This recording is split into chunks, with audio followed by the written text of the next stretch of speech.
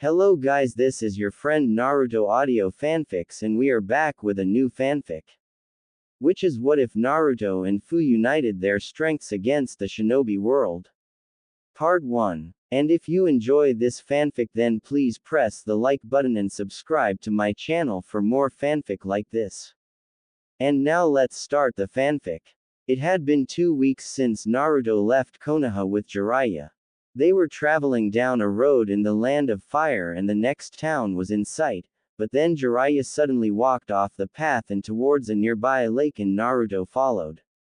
Naruto was a bit on the short side for his age at 4 feet 8 inches, and easily angered by this fact, with spiky blonde hair and blue eyes. He was wearing an orange tracksuit with blue shoulders, a white swirl with a tassel on the left side and a red swirl on the back, the symbol of the destroyed Uzushiogakure. He also wore a blue forehead protector of Konoha and blue standard shinobi sandals. Jiraiya was a tall man of about 6 feet 3 inches with extremely long spiky white hair tied in a ponytail with 2 shoulder-length bangs and had 2 red lines that ran down from his eyes. He wore a green shirt kimono with matching pants over mesh armor and a red cloak with 2 yellow spots along with a black belt, hand guards, traditional geta sandals, a horned forehead protector with the kanji for oil and kept a large scroll on his back. So, why are we going to this place, pervy sage, and when are you going to train me? All we've been doing is walking. Naruto asked as they continued to walk. Naruto had wondered when his real training was going to begin. He'd just been going over the basics and he was anxious to learn some cool, new technique from the Sannin. Damn it, brat, how many times have I told you not to call me that? The Sannin asked, exasperated. Though it was hard to tell if he was annoyed at being called a pervert in public, or if the self-proclaimed super pervert was annoyed at being called a regular pervert. I call them as I see them, the blonde replied while crossing his arms.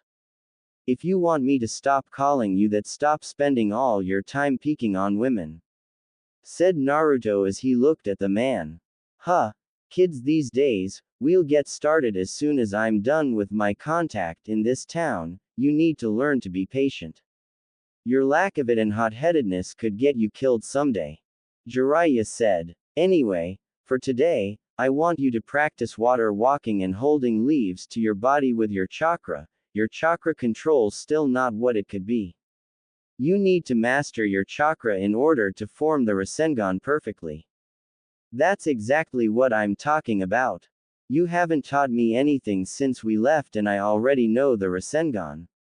Would you listen to your teacher? Although it's true you can use Rasengan, you have far from mastered it. You still need a shadow clone to control the rotation and shape, Jiraiya said while holding out his hand. Naruto watched as a Rasengan formed in his palm. A battle can go to hell in an instant and your method takes more time you might not have. On top of that you waste chakra in the shadow clones. While you have an overabundance of chakra, that doesn't mean you should waste it, Jiraiya explained with a frown. Naruto looked to the ground in thought before quickly turning his head. TCH, fine. Naruto scoffed. Stay here and practice. Don't worry, I'll start teaching you soon enough, the Sannin said as they reached the lake. Good luck, kid. Jiraiya waved at Naruto as he walked towards the town. Lazy perv, can't even stay and help me for a while.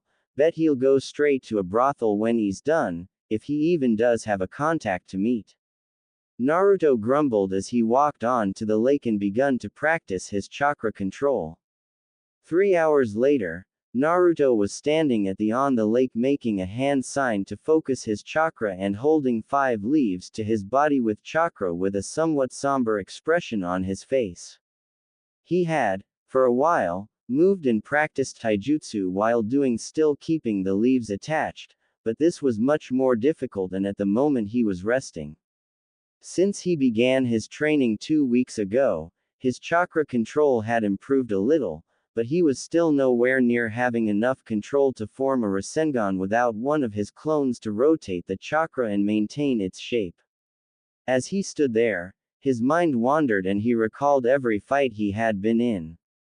Every major fight he had been in he had won either by using the Kyuubi or by luck. His fight against Haku, Orochimaru, Neji, Gaara, though Naruto thought that didn't really count, as Gaara had relied on the Shukaku, and Sasuke, he had tried to fight them with everything he had, and when it wasn't enough, he had relied on the Kyuubi.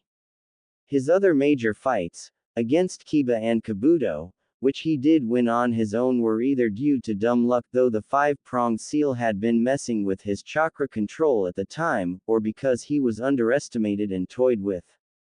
Damn it, what have I been doing all this time? He thought to himself as he stared at his reflection in the water and continued to review all the battles he had fought. Then he recalled his battle against Itachi and Kisame, if you could call what had happened a fight. He recalled how Kisami's sword literally ate his chakra. The Kyuubi's chakra was useless against him. He knew he couldn't rely on it all the time, that event just proved it. That power was dangerous. He remembered with a slight shudder the bloodlust he felt when he used it against Haku. How he had nearly killed the androgynous teen in rage and thirst for blood. That power was a last resort and it carried many risks at the moment. He thought of both his senseis and the 5 Hokage. 5 of them didn't even have bloodlines and they were still some of the most powerful shinobi Konoha had ever produced. Looking up with a new determination, he realized that if he truly wanted to accomplish his dream and become the greatest Hokage, he would need to be strong enough to fight opponents like the Akatsuki without relying on the Kyuubi. He stopped supporting the leaves and ran towards the town, sure that after all this time, Jiraiya had finished with his contact and was probably enjoying himself at a bar or something. He created a dozen shadow clones and sent them to look for the Toad Sage while he did the same. 10 minutes later he was hopping across the buildings of the town when he suddenly remembered seeing him in a bar, surrounded by women. Why am I not surprised?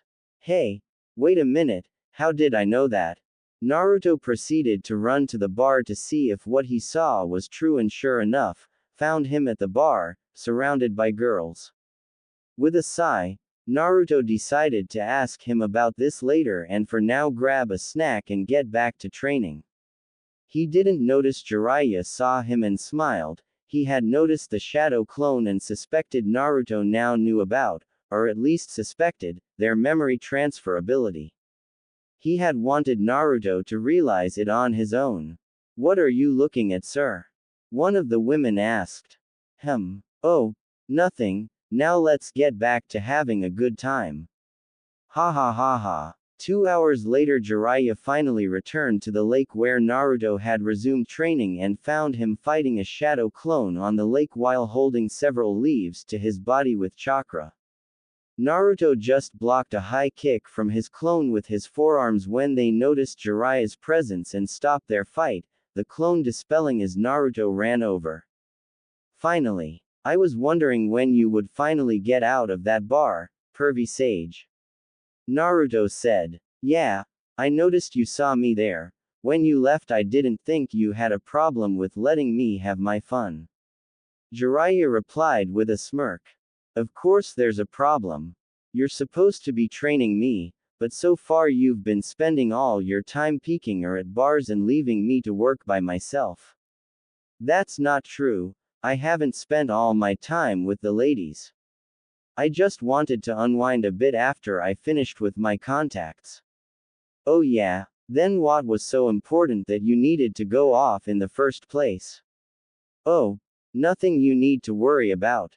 Truth was Jiraiya had met a contact for any new information on Akatsuki and the other Jinchuriki, but he didn't think Naruto needed to know that, or at least not at the moment.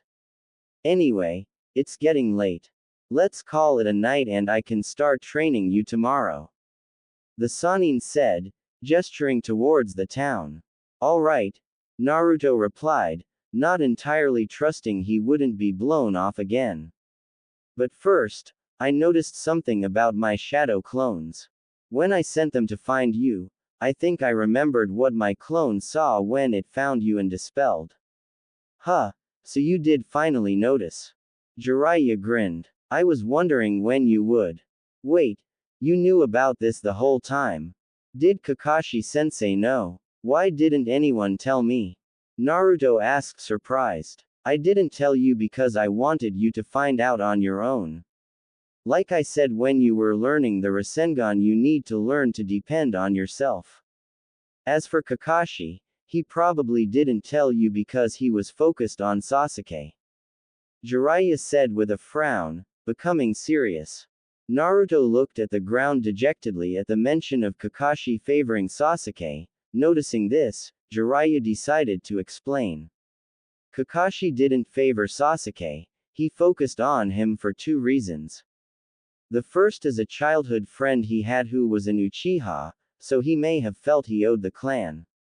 Jiraiya explained and Naruto looked up at him, surprised to learn something about his sensei's past. It's his story to tell, so I won't speak of it any further. The second reason is that he could tell Sasuke was heading down a dark path and was trying to save him. But as you can tell, it didn't work. Jiraiya explained. Naruto, for once, seemed deep in thought. Talking about Sasuke reminded him of something. Hey, pervy sage, Naruto said quietly. Why did you tell me to forget Sasuke just before we left? I didn't want you to end up like me. Jiraiya said. Naruto looked at him curiously, not understanding, and noticed a look of sorrow on his face. Believe it or not, when we were kids, Orochimaru and I had a similar relationship as you and Sasuke. He explained, much to Naruto's shock. He was the genius of our generation and I saw him as a rival and a friend. When he betrayed the village, I chased after him, but no matter how hard I tried to save him, I couldn't, and after a few years, I realized the friend I once had was no more. Even if their reasons are different, Sasuke craves power, just like Orochimaru. I didn't want you to waste your time chasing after him, only to fail and realize years down the line it was hopeless from the start. Some people just can't be helped. Jiraiya explained and Naruto took on a pensive expression. Anyway, let's head back. Tomorrow your training really begins, you'll need all the sleep you can get. Alright. Hey, pervy sage, can the shadow clone jutsu help my training? Jiraiya placed his hand on his chin. Yeah, it could. With it, you could learn the different aspects of being a shinobi quickly, but there are risks. Risks? What risks? I'll explain tomorrow. Now come on. Jiraiya said as he turned towards the town and gestured for Naruto to follow him. The next day, Naruto and Jiraiya returned to the clearing. Okay Naruto, listen up. When a shadow clone dispels, everything they experience and learn is transferred to the user. Because of this, the jutsu is ideal for spying. You could send a clone to infiltrate enemy lands and all they learn will be transferred to the user. But it can also be used for training. In addition to learning, experience gained is multiplied by the number of clones used. Got all that and how it's useful for training? Well, Naruto trails off. Jiraiya sighs. We're going to have to work on that. Okay. Think of it this way, if a shadow clone were to learn a new jutsu, when it dispels, the knowledge will be transferred to you and you will learn the jutsu any better. Yeah, I got it. With this I can learn a lot of jutsu really fast. Naruto exclaimed exited. He, that's right. But not only that, you could also have them work on chakra control and improving your taijutsu, or learn anything they read. If you train with 10 shadow clones in one subject, you'll reach your goal in 1/10 the time. However, you'll have to increase your physical strength yourself and there are risks. Jiraiya explained. Like what? Pervy sage. Mental stress is carried over too. Gaining too much experience and stress at once can cause damage to the user's mind. For that reason, let's stick to 50 clones for now.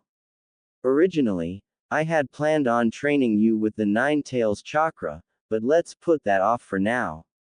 For now, I want you to put 30 of those shadow clones on chakra control, and I'll have one of my shadow clones help the others improve on taijutsu.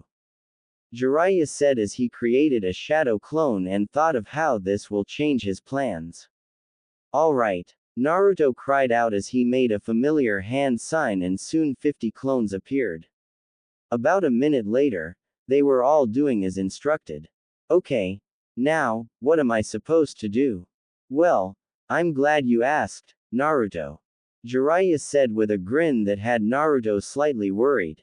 Here, put these on your wrists and ankles. Jiraiya said, reaching into his cloak and pulling out 4 sets of ordinary-looking prayer beads and gave them to him. Huh, okay. Naruto replied with a raised eyebrow before he put them on as instructed, like this. Perfect. Sealing technique. 4 limbs weighted seal. Jiraiya cried out. Instantly the beads turned white. Wah! Naruto looked at the beads before falling to the ground as the beads increased in weight exponentially. What the hell, pervy sage? What? I told you, didn't I? You have to increase your strength on your own.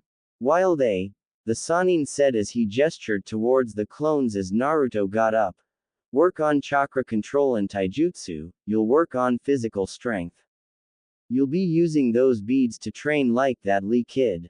They'll change color as you train, and once they turn red, you're done. I'll supervise from over there. Yeah, that's it. Jiraiya said, pointing at a tree before walking over to it as Naruto got started exercising, grumbling once more about lazy perverts as Jiraiya sat down. Good luck, brat, it's only going to get harder from here. It's been 4 months since Jiraiya had begun to train Naruto seriously. Since then he had improved greatly. Naruto's taijutsu, which was pretty decent for a genin, was now at an average chunin's level. Naruto's chakra control had also greatly improved. He was almost at the level where he could use the Rasengan with one hand. He also learned how to dispel genjutsu, and thanks to the 4 limbs weighted seal, Naruto was able to get a lot stronger and faster in just a short amount of time. Jiraiya decided to get chakra paper when they stopped off at a ninja village so he could find Naruto's affinity. In the meantime, Jiraiya taught him to manipulate earth and fire, his own elements. He had also bought Naruto some books on anatomy, herbs and poisons, chakra and theories, the villages, history and a dictionary, and had his shadow clones read and reread them until they understood and remembered them since the beginning of the 2nd month. It took a lot to convince Naruto to do this, in some cases he had to be forced actually, but it was paying off. Naruto was gradually getting smarter, something Jiraiya was glad for. Hopefully, he wouldn't have to dumb things down for his pupil anymore. Right now, the sun was about to set and they were near the end of the day's training. Naruto's shadow clones were divided into groups of 10, training chakra control and taijutsu katas, reading the books or learning earth or fire jutsu, and he had been training this way since the 2nd month. Though he wanted to master fire jutsu as well as his own element one day, he didn't intend to learn more than a few earth jutsu, but those he had chosen to learn were extremely useful, namely, 3 jutsu for traveling underground. Naruto had begun truly appreciate his healing abilities, because for the past few weeks Jiraiya had begun to train Naruto to plan on the fly and improve his reaction times and judgment by sparring with him, which more often than not led to Naruto being beaten into the ground. The two were currently exchanging blows. Naruto managed to catch Jiraiya's arm with his elbow, throwing the Toad Sage's punch off course and leaving him wide open, or so he thought. The blonde went for a punch to the stomach, only to receive a knee to his own stomach which knocked the breath out of him, followed by a kick to the chest that sent Naruto to the ground. Alright Naruto, that's enough for now. Jiraiya said as Naruto began to get up. Man, you're brutal, pervy sage. Naruto said as he got up. What's wrong? You're the one who wanted me to train you seriously. Besides, it's paying off, isn't it? Jiraiya said with a grin as Naruto glared at him. Anyway, we'll be traveling for the next few days, so take it easy, work with your clones on chakra control, and hopefully, by the time we get where we're going, you'll be able to use the Rasengan with one hand, the Sannin said. So, where are we going next anyway? Asked Naruto curiously as he looked at the Sannin. A minor village. We need some supplies for your training and I have something to discuss with the village's council. Jiraiya said. Now, dispel your clones so we can head back to town. You got it. Naruto said as he made a hand sign. The 50 clones dispelled and Naruto reeled for a moment as all they had learned was transferred back to him. After sealing all the books, scrolls and weapons, they walked to the next town and found a cheap hotel because Jiraiya didn't like spending too much on rooms and went to sleep. That night as Naruto slept, he suddenly regained consciousness and found himself back in front of the Kyuubi's cage. What the? Why am I here?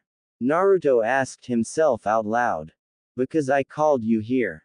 A booming voice spoke. Naruto looked up at the cage and saw the nine-tailed demon fox staring down at him. Boy, it's time we talked.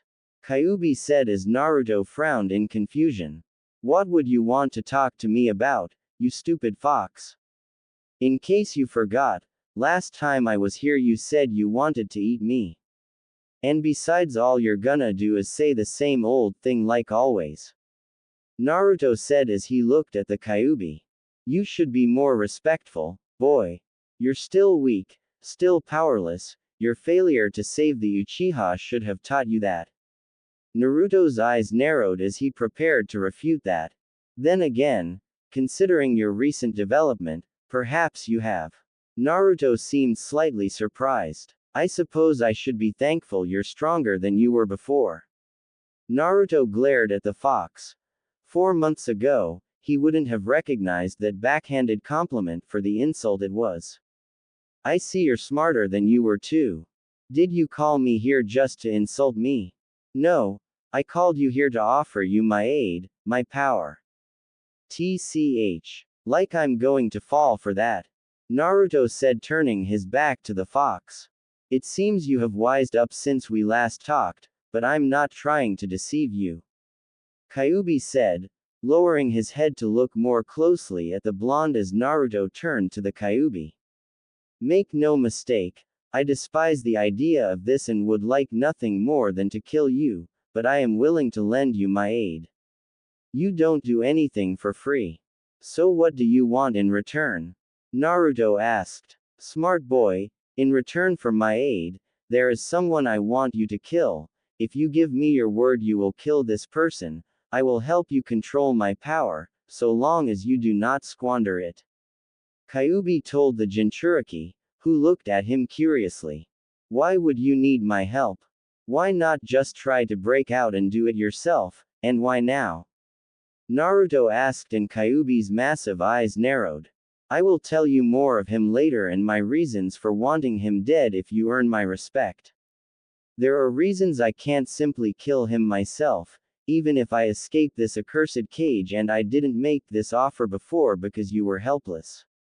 I didn't believe you had the potential to kill him, even with my power, but things are different now.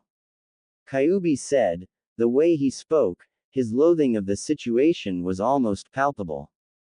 Naruto looked into Kyuubi's eye for a moment before turning and walking away.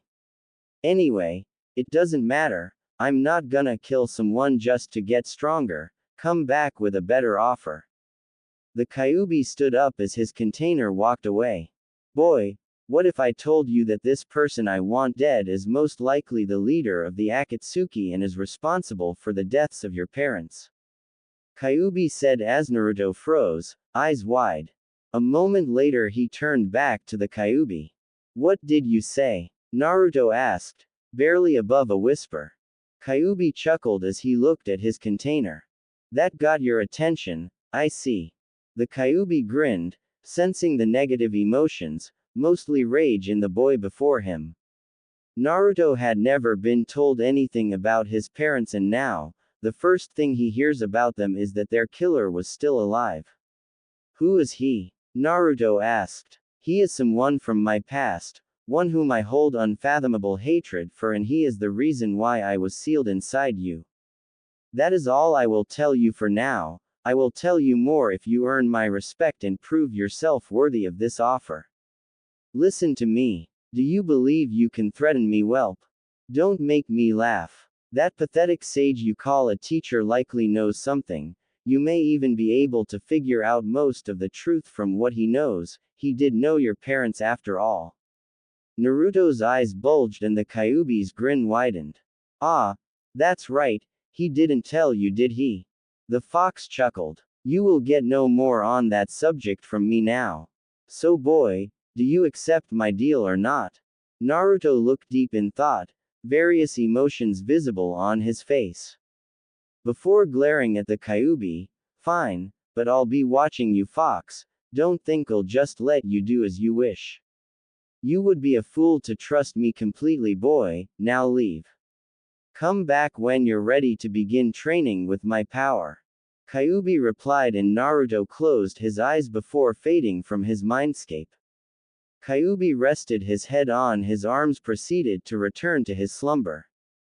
The Kyuubi truly hated the idea of helping Naruto, but he had little choice. He had no defense against the Sharingan's ability to control him. Freedom would mean nothing so long as Madara was alive. Besides, even if the boy somehow managed to gain full control of his power, although he didn't like it, the Kyuubi could be patient. No human lived forever, but the Kyuubi, he had all of eternity. He would be free one day, and if this paid off, in the best case when that day came, the cursed clan Uchiha would no longer be an issue. That morning, Naruto woke up and immediately a scowl appeared on his face. Was Kyuubi telling the truth? Why wouldn't he tell me? Does Grandma Tsunade know? Or Kakashi-sensei? And if they do, why didn't they tell me who they were? Naruto asked himself before getting up. Determined to get answers, he found Jiraiya sitting down in the cafeteria of the hotel, a room with long wooden tables and benches. No one was in the room with them. Hey kid, what's with that look? Wake up on the wrong side of the bed or what? Jiraiya asked, noticing Naruto's foul mood. Jiraiya, Naruto said quietly, and the old pervert frowned, wondering what could put the normally happy and energetic boy so angry with him that he would use his name. Last night, I had a talk with the Kyuubi. What? Jiraiya exclaimed. Listen, Naruto said. He wanted to make a deal with me, to help me use his power. And you trust him? Jiraiya asked, shocked the boy would make such a stupid mistake as trust the fox. Of course not. But that's not important right now.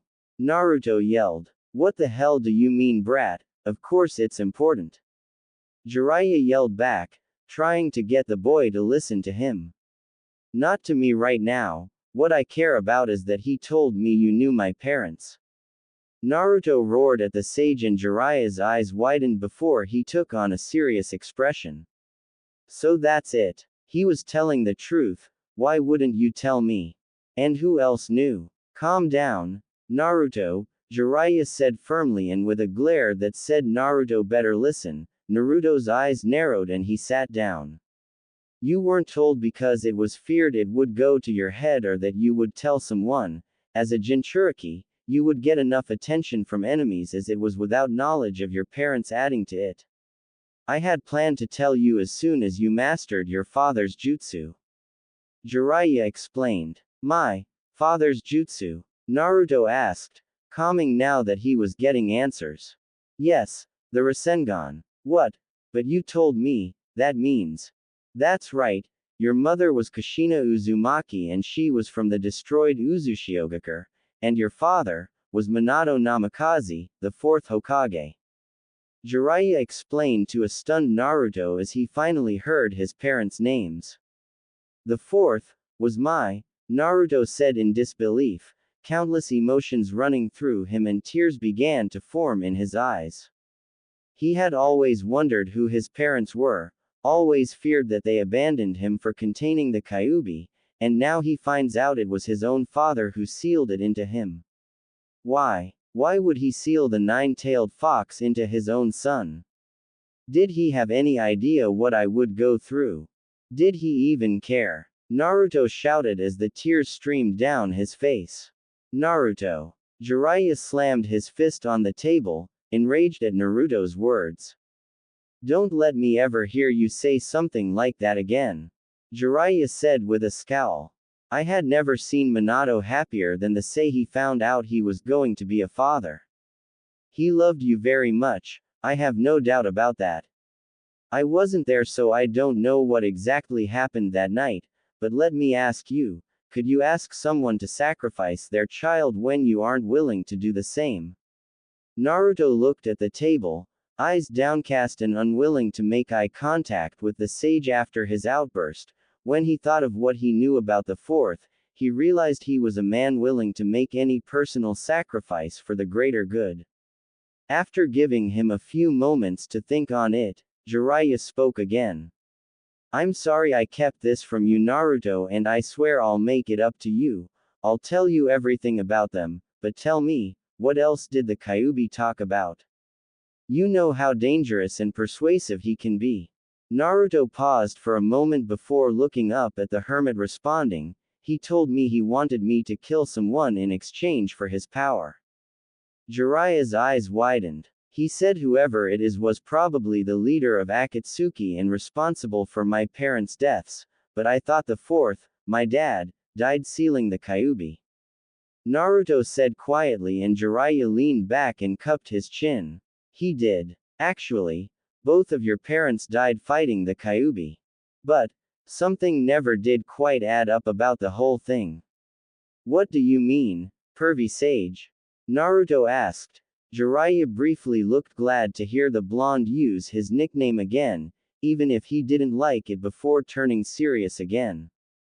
Well, I was going to wait and tell you once we started talking about what your parents were like, but, your mother was the previous container of the nine-tailed demon fox. Naruto's eyes widened and his jaw dropped slightly at the revelation. There is a moment when a female Jinchuriki's seal weakens. When the Jinchuriki gives birth. A pregnancy in a Jinchuriki lasts 10 months because the chakra that normally nurtures the child is divided between it and the seal, and when she gives birth, so much chakra is directed to the child that the seal weakens, to the point that the biju can break free, unless a seal master is present to constantly maintain it and repair it afterwards. The seal must have broken, freeing the Kyuubi. Your mother's clan, the Uzumaki, were renowned for two things. They were the greatest known seal masters to ever live, and their longevity. It was the life force from that longevity allowed Kushina to survive the Kyuubi's escape, but the damage was killing her. She likely wouldn't have survived the night. She used the last of her strength to hold down the Kyuubi while your father sealed it. But, Dad was supposed to be one of the greatest seal masters of all time. How could he have let that happen? Naruto said with a slight scowl, beginning to work out the truth from all information they had gathered. Exactly, and that is what doesn't add up. I know your father was there when you were born and he would never have let that happen. So then, this guy the Kyuubi wants me to kill, Naruto said, growling slightly, almost angry enough to channel the Kyuubi's chakra as he began to work out what situation. Jiraiya looked up with a slight glare at the prospect himself having come to the same conclusion as his apprentice. That's right, Naruto. Whoever this guy is, he must have attacked your parents when you were born, using you and Kushina's weakened state to his advantage. He separated Minato from Kushina and broke the seal, freeing the Kyuubi to attack Konoha. Jiraiya said before adopting a thoughtful expression. But all this doesn't explain why the Kyuubi couldn't just kill this guy himself, or why he hates him so much. You have any ideas, pervy sage? Just one. Did the Kyuubi say anything else about him? Just that it's someone from his past who he hates more than anything else. Jiraiya hums in thought. Well, there is only one person I can think of, who could get through all the precautions and defenses that would have been used that night and been able to do such a thing. Who? The person I'm thinking of should have been dead since the days of the first Hokage. I'll look into this, but I doubt I'll be able to find anything. But I will say this, if it's him and he is the one behind the Akatsuki, then they are far more dangerous than we could have imagined. Jiraiya said grimly. Anyway, the Kyuubi will eventually tell you anyway, right? Naruto nodded. They sat in silence for a moment thinking of everything they learned. Jiraiya lamented over not being there for his student when he needed him. He likely wouldn't have been a match the attacker if it was who he thought it was, but with him and Minato together, that night may have turned out differently. Pervy Sage, Naruto said quietly. Jiraiya snapped out of his depression and he looked to his apprentice. Could you tell me what they were like? Jiraiya smiled. Sure, kid. They spent the rest of the morning and a lot of the first day of their journey, talking about Minato and Kushina. It had been a week since Naruto had talked to the Kyuubi. He and Jiraiya were slowly traveling north using clones to train Naruto along the way. Naruto had come to respect, love and idolize his parents even more in the fourth's case, and in spite of sealing the Kyuubi into him after hearing everything Jiraiya had to say about them, he had also expressed a wish to follow in the footsteps of his parents and his mother's clan as a seal master. Also, knowing that there was someone powerful enough to use the Kyuubi and fight evenly with his father who was after him and how complicated and difficult sealing jutsu were, he had begun training more intensely and with more focus, even in areas he didn't like such as his reading, though he still didn't do more of that than Jiraiya told him he had to. Although aside from his newfound attentiveness, his personality had largely remained unchanged. He had doubled the amount of clones, and quickly decided not to dispel them all at once, and asked Jiraiya to increase the weights. Today, they were finally reaching their destination. They were walking through a forest and they see the light of a clearing. Okay kid, feast those eyes of yours on the sight before you because we have arrived. Jiraiya said while striking a dramatic pose and pointing to the clearing. Geez, pervy sage, you still act like, whoa. Naruto trailed off as he stepped into the clearing and saw an enormous waterfall. Yeah, amazing sight isn't it? Yeah, the view from here is better than last time. Wait, last time, when were you here? Jiraiya asked, a bit surprised to hear that Naruto had actually been here before. It was with Kakashi-sensei, Sakura and Sasuke, said Naruto as he looked down a bit. We came to do a cleanup job, but that changed when one of their Jonin tried to use the hero's water to take over the village. But me and Sasuke stopped him. I say, stop right there. A female voice called out. Master and apprentice look up as a half-dozen shinobi, all wearing black clothing and gray flak jackets, land in front of them. Please state your business with our village. But before Jiraiya could give a reply, one of the Taki ninja recognized Naruto. And then put his hand on the woman's shoulder and whispered in her ear. After a few seconds the woman put her weapon down and looked at the two. I'm sorry for that. But security has to be tight, we don't want any unwanted visitors. It's a pleasure to see you again, Naruto. And you as well, Lord Jiraiya. Please follow me. The woman as she waved her hand, and the other members of the patrol were dismissed and returned to their posts, and the Taki Kunoichi turned around and walked to the waterfall with Naruto and Jiraiya right behind her. After a few minutes Naruto decided to make idle conversation. So how's the village been since Suion was defeated? Asked Naruto. The village has been fine, thanks to you and your team, Naruto. A lot of the village thinks of you as a hero for what you did, said the woman. Is that why you didn't blindfold me? He asked. Yes, from what I heard you are a very trustworthy person. So there was no need for the blindfold, replied the woman as they passed a series of pools. This way, she said, diving into the pool, and the duo followed soon after. After several minutes, the three emerged in the village, a beautiful village built around a lake, the lake having an island with a gargantuan tree, the leaves of said tree covering the entire village from above, rays of sunlight visibly shining through the leaves.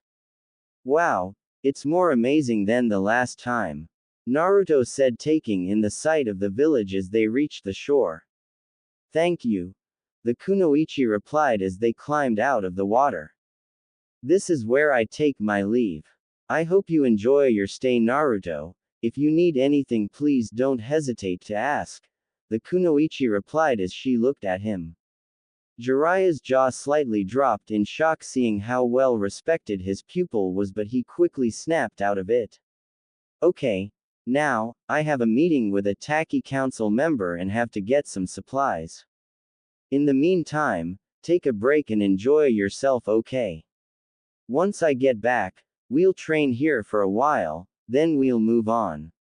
Have fun, maybe find yourself a girl to have some fun with, Jiraiya said, as he and the kunoichi walked towards a bridge leading to the island with the tree. Naruto scoffed. That's something you would do, pervy sage. Before looking around, now where should I go? Before stomach rumbled and he put a hand to it. Ah, I know, I'll find a ramen shop. With that, he raced off in search of the nearest shop selling his favorite meal. Jiraiya walked with his escort across the bridge to a 4-story building at the base of the tree that was far more elaborate than any other building in the village, the home of the village leader and meeting place of the council. They entered the building and walked to the second floor into a room. We've arrived, Lord Shibuki will see you now, said the kunoichi as she took her leave. Jiraiya walked into the room and met Shibuki, the leader of Takigakure. A young man with black eyes and long, dark brown hair going just behind his neck, he wore gray pants and a green shirt. Ah, you're here. It's a pleasure to meet you, Master Jiraiya, the village leader said. Nice to meet you too, Shibuki. It's nice to see someone so young take his position seriously. Jiraiya smirked and Shibuki chuckled and rubbed the back of his head at the compliment. Well, I have to live up to my father's legacy, said Shibuki. His father had been a hero who gave his life for the village, drinking the hero's water to gain the strength necessary to protect the village, knowing the cost. Anyway, let's get down to business. What is it you wish to tell me? Well, according to my spy network, Taki is the only minor village with a Jinchuriki, Jiraiya said, and Shibuki stiffened before narrowing his eyes. Yes, what of it? Tell me, what do you know about an organization called Akatsuki? After 10 minutes of searching, Naruto had gotten tired of trying to find the ramen stand and soon asked for directions. After only a few minutes he had found a ramen stand and was currently on his 5th bowl.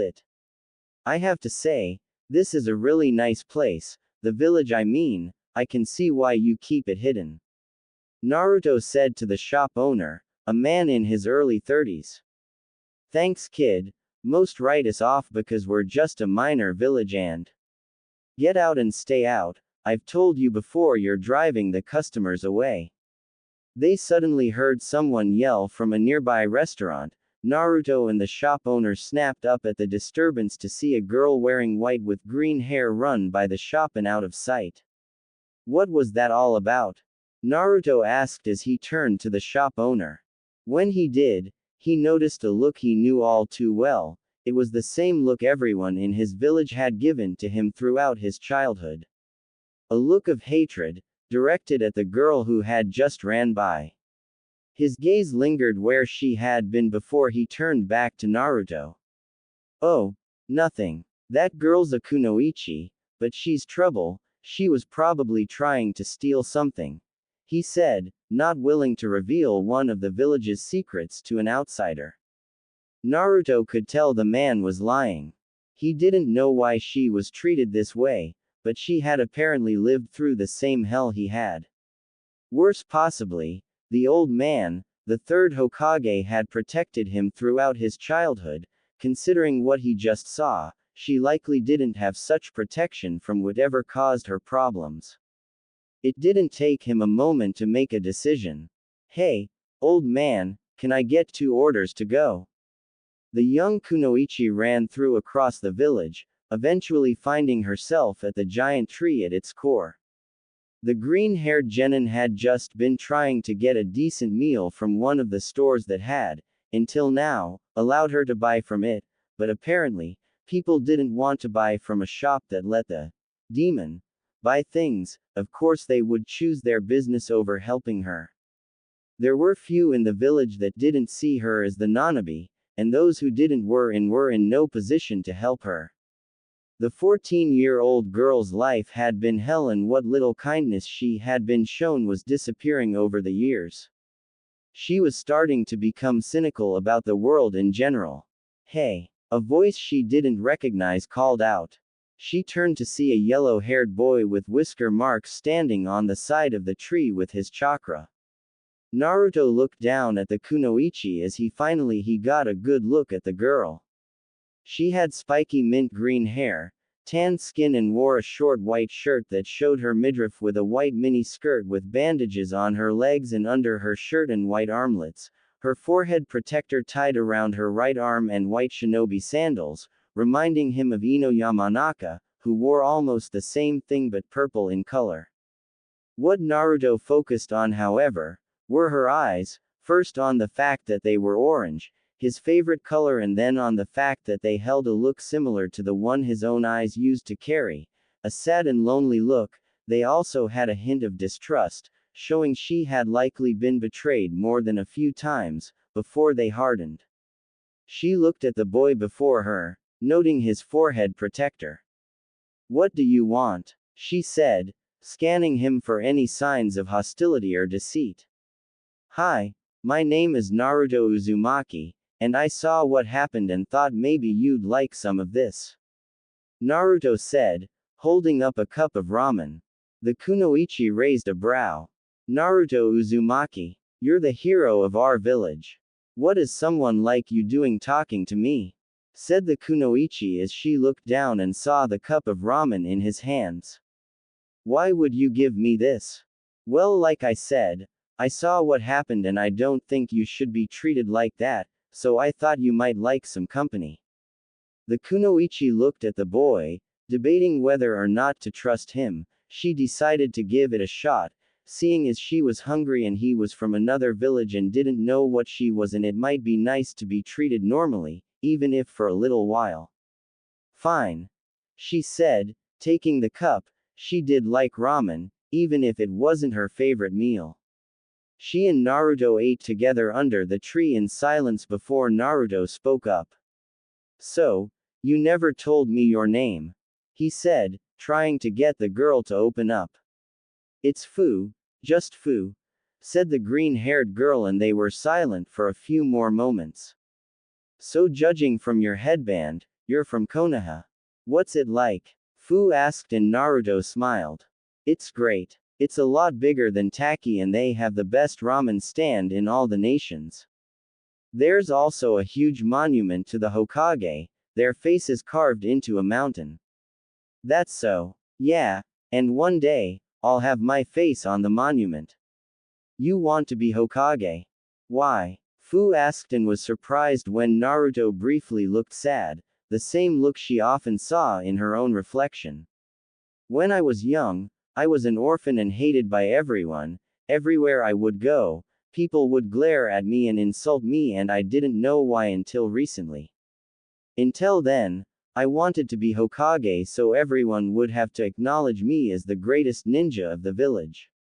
But some people acknowledged me and they rescued me from being alone. Now, I want to be Hokage to protect those who are precious to me," Naruto said.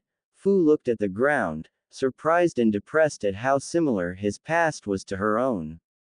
"Well, I wish you luck, Naruto, and thank you for the ramen," said Fu with a smile. "Thanks, and you're welcome. Hey, Anything exciting happened since you became a ninja? Fu smiled. A few. What about you? I got some good stories, like the time me and my team fought Zabuza Momochi. With that, the two began trading stories about their time as ninja. Jiraiya had finished his business with Shibuki and had gotten all the supplies he needed. He was currently looking for his apprentice. After about 5 minutes, he had finally found his student talking to a girl at the base of the sacred tree, and he said he wasn't like me. The old pervert thought to himself with a chuckle before he noticed who the girl was. His spy network had informed him of Taki's Jinchuriki. After watching them from a perch on the tree for a moment, he jumped down as he landed, noticing how the girl reacted defensively and noting the look in her eyes. Naruto. I see you took my advice on finding some company. Jiraiya said as he landed. Pervy Sage. Finished your meeting with Shibuki? Pervy Sage? Fu asked with a raised brow. Don't be fooled by anything the brat might say. The man standing before you if none other than the Toad Sanin, the sage of MT. Mayuboku, the gallant Jiraiya. Jiraiya said as he struck one of his poses. Is he kidding? Fu asked skeptically. I've seen him fight, he's as strong as he says he is, but he's just a pervert otherwise. How many times do I have to tell you, brat? I'm not some pervert, I'm a super pervert. Jiraiya said proudly. Naruto and Fu just stare at him in disbelief. Is he really Jiraiya of the Sannin? Fu asked, not believing that such a renowned ninja would act like this. Yeah, just ignore him when he gets like this. Naruto said and Jiraiya sulked for a moment before becoming serious. Ahem, anyway, I finished my business and got the chakra paper we needed, so we can start training. Okay. Hey, Pervy Sage, can Fu join us? Naruto asked much to Fu's shock. Huh, sure kid, if she wants to I don't see why not.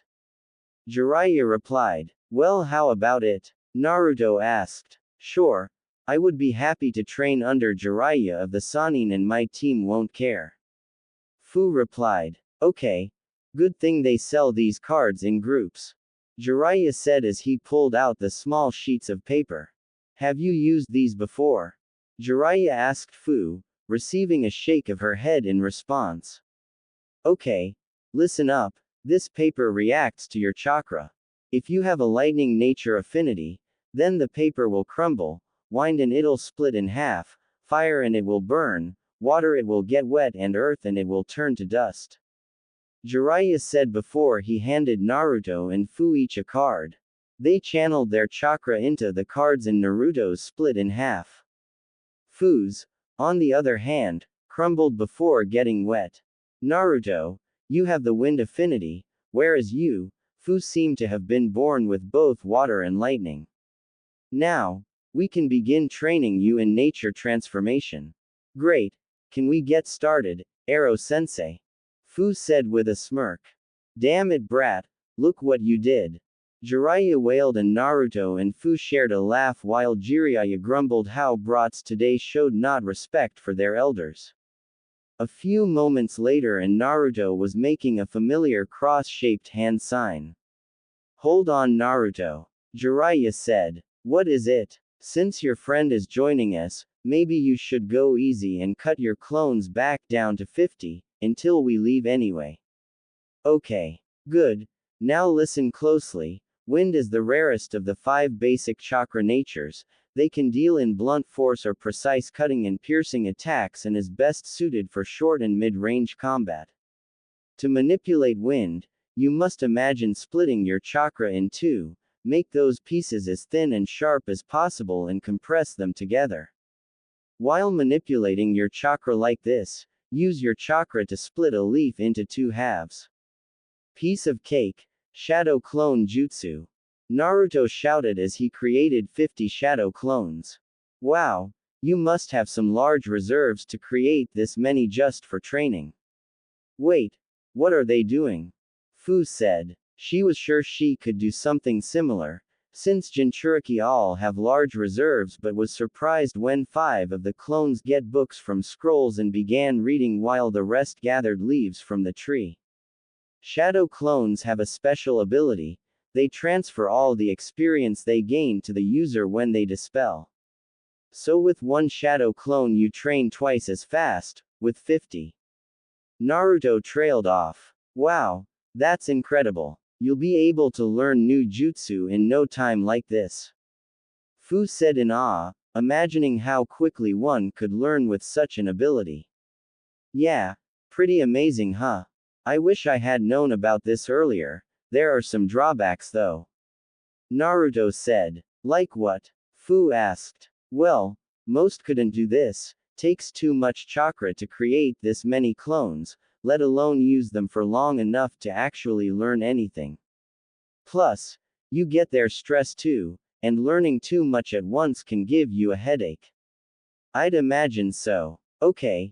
You two, I'd like you two to spar while your clones get the basics of wind manipulation. Jiraiya said. I'm up for it. What about you, Naruto? I'd like to see what the future Hokage can do. Fu said. Sure. A spar sounds like fun. Naruto replied. Alright. No clones, okay, you two. Okay. Ready, Fu. Naruto said as they got in position in the field and Jiraiya sat on one of the roots of the tree. Yeah, let's go. Fu said before held her in forward. Hidden waterfall style. Water slicing blade. Fu said and suddenly, a blade of water formed in her hand and she rushed forward. Naruto drew a kunai and blocked a downward slash, kicking off an exchange of blows before Naruto suddenly jumped high, doing a backflip in midair before he threw his kunai and ran through hand signs. Fu dodged the kunai and looked up just in time for Naruto to finish his hand signs. Fire style. Phoenix flower jutsu. Naruto yelled before breathing out several small fireballs. Fu dodged 3 before rushing forward and cutting through a 4th with her water blade. She was halfway to the boulder on which Naruto was going to land when he touched down and said boulder broke apart into a cloud of dust which revealed a hole in the ground when it cleared. He's underground, he could appear anywhere, Fu thought before she closed her eyes to concentrate. Much to Jiraiya's surprise, insects begin to crawl out from her back and cover the ground. Naruto popped out of the ground behind her and was covered with them. With the insects having shocked him and sent his attack off course, Fu punched him in the stomach, only for him to be replaced with a log. She heard a splash and found Naruto had jumped into the lake to escape the chakra-draining bugs. Damn, I need to train more with that jutsu, I should have sensed that. Naruto thought as he swam to the surface. Fu meanwhile was waiting for him to resurface while her insects returned and they informed her of something shocking. They had sensed traces of Biju chakra in his chakra network. He's a Jinchuriki, he really is just like me, she thought, eyes wide open and mouth agape. A look Jiraiya didn't miss. Familiar with the Aburame clan's abilities, which seemed similar to hers, he had a good guess what she just found out. Naruto finally jumped out of the water and made hand signs. Fire style. Flame bullet. Naruto spit out a large ball of fire which snaps Fu out of her shock and she prepared a counter. Water style. Violent water wave. A large amount of water gushes from Fu's mouth, washing away the fireball. When the jutsu ends and the water clears, Naruto is nowhere in sight. Suddenly, hands reach out of the ground and grab her ankles, pulling her down and burying her up to her neck. Just afterwards, Naruto jumps out of the ground in front of her. Looks like I win, Fu. Naruto said with a smirk. Yeah, now help me out. Fu replied. That was pretty good, you two. Jiraiya said walking forward as Naruto got Fu out of the ground. I'd say you two could take the average Chunin without much problems. Now, Naruto, join your clones on learning wind manipulation. Fu, since you've obviously got water down already, I'll help you start on lightning. Jiraiya said. Okay. What do I need to do? Fu asked. The lightning element is used to electrocute, paralyze and pierce its opponents, as well as increase the user's speed, though that's rare. It uses more chakra than the other elements, but it pays off with the amount of damage it can cause. It is produced by increasing the high-frequency vibrations of your chakra. Got all that? Yes, Arrow-sensei. Fu said, smirking when she saw him twitch at the name. For the rest of the day Fu trained with Naruto and Jiraiya.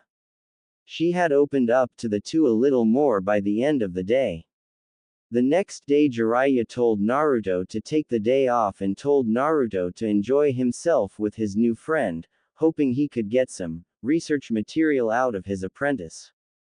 As he walked through the village, Naruto was surprised to find that while he wasn't shunned, Taki wasn't as hospitable as it had been the day before. He didn't know it yet, but word had gotten around about him associating with Fu.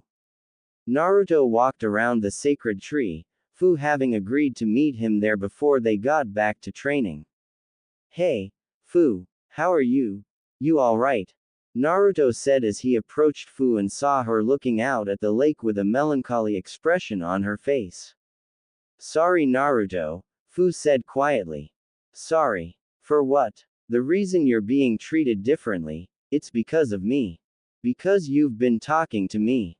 Huh, that's why they're giving me the cold shoulder all of a sudden. Don't worry about it, I don't care what they think. You must be used to it, right? Huh, you're a Jinchuriki aren't you? Naruto stiffened. So, I was right, Fu said sadly. How? My insects sensed a Biju's chakra in you when we sparred yesterday. I'm glad I met another Jinchuriki. Fu said and Naruto's eyes snapped up to her face. You're one too? Naruto asked and Fu nods. My mom was the last Jinchuriki of the Kyuubi, the nine-tailed demon fox, Naruto said, surprising Fu. You know a Jinchuriki's seal weakens when they give birth. When I was born, someone attacked and used that to break the seal, so the Kyuubi would destroy the village. My father sealed it into me to stop it. 12 years ago, the previous host of the Nanabi, the seven-tailed rhinoceros beetle, lost control and went berserk while trying to master her power. She killed many of our shinobi and citizens before some of our ninjas sacrificed themselves to subdue her by using the hero's water. But by then it was too late, the seal broke and it was sealed into me. And they blame you for the lives it took, don't they? They glare at you and whisper behind your back, they act like you're a monster, even though you haven't done anything. You feel like you're completely alone. Naruto said, having faced the same treatment in Konoha. We're all treated the same, aren't we? Fu asked with a sad smile, able to tell Naruto was speaking from experience. Is there anyone who accepts you? No, Naruto. I'm not as lucky as you. There isn't anyone here who thinks of me as a person. If there is, they don't do anything to help. There are some who tolerate me, but that's it. I would leave this place if I could, but they would just drag me back. You don't have any friends? No one. Fu shakes her head. Well, you can count on me, Fu. I'll be here for you. I'll help you whenever I can and I never go back on my word. Naruto said with a toothy grin.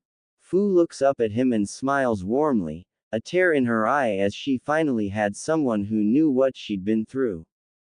Thank you, Fu said. Later that day the village council was meeting. Shibuki had just revealed everything he had learned from Jiraiya the previous day to the council members. They had been shocked that there was an organization hunting the Biju, especially when they heard the names of the two known members and one former member. Who in the ninja world hadn't heard of Itachi Uchiha and Orochimaru? They were strong for a minor village, but they knew they couldn't fight such a group, especially considering how strong the leader must be to control such people. We cannot let our Jinchuriki be stolen from us. A male member of the council, Saburo said. Why do you want to protect that monster? I say we just let them take her. The Nanabi has been nothing but trouble. Most of the village would be glad to be rid of her. A woman named Akane said. Shibuki was about to speak out against her when someone else beat him to it. Are you insane? We can't let them take the Nanabi, said a man named Shin. I'm surprised you would protect the demon after losing a son to it. Akane replied. Shin narrowed his eyes. Don't mistake my intent. Don't forget who we're dealing with. One of the members of this Akatsuki is Itachi Uchiha, from the same clan as Madara, the only man to ever fully control the Kyuubi while it was unsealed. Think of how powerful their leader must be to control people like him, Kisame Hoshigaki and Orochimaru. While the chance is slim, they may have some method of controlling the Biju. If that's the case and monsters like that get one of the stronger Biju, let alone all 9, it would be nothing short of a complete disaster, said Shin with conviction. The others, some hesitantly, nodded. We would lose too many shinobi defending her. But what if we gave her to another village, like Konoha for instance? Suggested a woman, Kyo. This suggestion was met with a lot of resistance. What? Akane? You said yourself no one in the village would miss her. We would be rid of the demon, the Nanabi would be protected from the Akatsuki and we would get something in exchange for it and strengthen our alliance with Konoha. Besides, what good has the Nanabi done for us? None of its Jinchuriki have gotten far in controlling it and both eventually lost control, the last one lost control within the village. Kyo said, and the others debated internally. She did have a good point but they still didn't want to give away such a resource or strengthening another village, even an ally, but from the looks of things they would lose it anyway, at least this way they could get something out of it. Let's adjourn for today. Think about the situation tonight and we will decide tomorrow, Shibuki said. Personally, he hoped to go with Kyo's idea. Not just to protect Taki, but also so Fu would have a chance to be happy. He was one of the few who felt sorry for her, but his duties kept him from being there for her. He hoped that if she left, she could find happiness somewhere. It was early morning in Konohagakure. It was going on 5 months since Naruto and Jiraiya left and it was largely business as usual for the people of the Hidden Leaf. Tsunade had grown used to her new position as Hokage, which meant she wasn't found sleeping on her desk beside stacks of papers anymore. Of course, doing all that work didn't mean she didn't occasionally find time for distractions. Just as she was about to get out a bottle of sake she had managed to conceal from Shizune, there was a knock on the door. Tsunade sighed to herself, her hand retreating from her hidden sake. She sometimes had to question why she took the job. That blonde brat had gotten to her and while she had to admit it felt good to be back and she was happy to help the village, she didn't have to be Hokage to do that. Speaking of him, it was kind of dull without him around, less of a headache but still. In the short time she had known him he had become almost like a grandson to her, but between her paperwork, training Sakura and recently Ino as well it was not like she was bored. Come in. The door opened and a black-haired woman from Konoha's aviary came in holding a scroll. Lady Tsunade, we just received a message from Takigakure. From Taki? Tsunade asked, wondering what they could want. They're requesting a few amendments to the alliance between our villages, trades and, well, look for yourself. The woman said. Tsunade took the scroll and read it. After a few moments, her eyes widened and seconds later she sighed. She would have to call a meeting of the council to discuss this. An hour later, Tsunade sat in the conference room at the end of a long, plain table with the village's clan heads and the advisory council members. Let's begin, Tsunade said seriously, a slight frown on her face knowing they were trading a person, likely without said person's knowledge, but aware that Taki didn't have the resources to protect their Jinchuriki from the Akatsuki. Earlier today, we received a messenger bird from Taki. From Taki. What do they want? Homura asked with a furrowed brow. Does it have something to do with Uzumaki? They had all been surprised when they had heard of the boy's status as a hero in the village.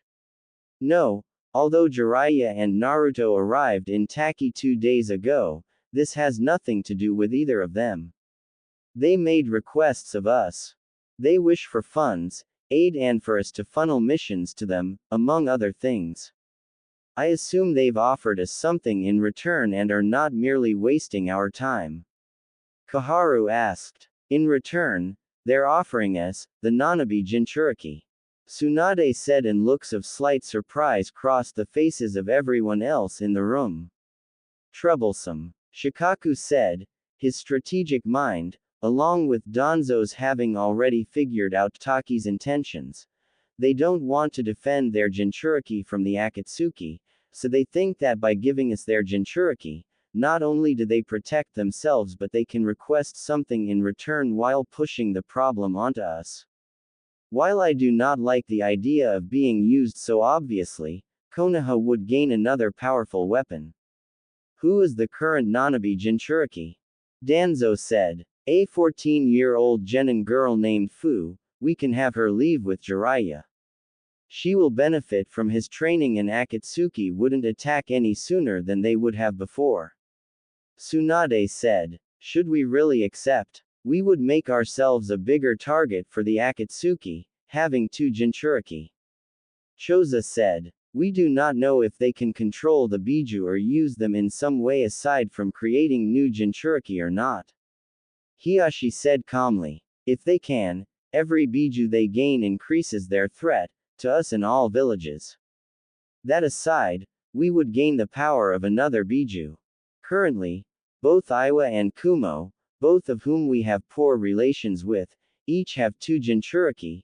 In addition, one of Kumo's Jinchuriki has achieved total control of his Biju, the Hachibi, as discovered by our 4th Hokage during the last war.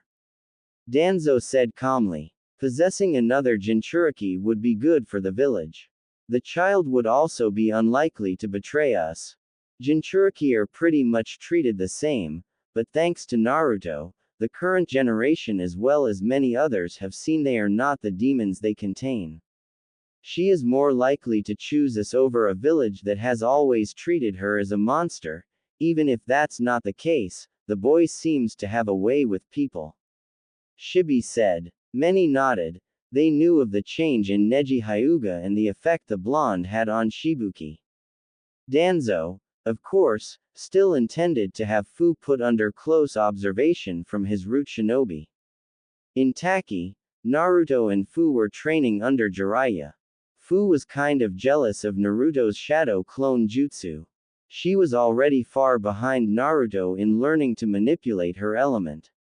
With 10 of his clones as well as himself devoted to learning his wind nature, he was progressing 10 times as quickly as her. Fu was happier than she had ever been in her life. She had actually met and befriended another Jinchuriki and Jiraiya didn't care that she was one. They kept training till midday, at which point Jiraiya told them to take it easy for the rest of the day. At the moment, Fu was standing under a tree, waiting for Naruto to return with something to eat. She would go too, but most places they could get something already cooked would likely kick her out. She looked up as she heard Naruto approaching, and raised a brow when she saw he brought ramen again. Ramen again? Fu asked. Yeah, what's wrong with that? Naruto replied. Nothing, you just seem to like it a lot. Well, it is my favorite food. It's pretty much all I used to eat back in Konoha. Fu looked at him with a furrowed brow. Naruto, that can't be healthy. I know you like it, but why would you eat it all the time? Naruto looked to the ground. Well, besides the fact that it's my favorite, remember that ramen stand I mentioned? Its owners were 2 of the first people to be nice to me. The old man Tuki and his daughter Ayame were 2 of the first people to see me as a person, instead of the Kyuubi. They're like family to me, so I made sure to spend as much time there as I could. Oh, I see, sorry I reminded you of that. It's alright, besides, it's nice to talk about it with someone who understands what it's like. Naruto said with a smile and Fu nodded. The closest to that for me was that shop you saw me chased from. They didn't really care, they just thought my money was as good as anyone's. But apparently, no one wanted to eat at a place serving the village demon.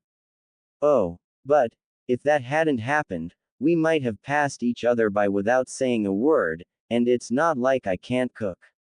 Yeah, you're right, so I guess it worked out for the better.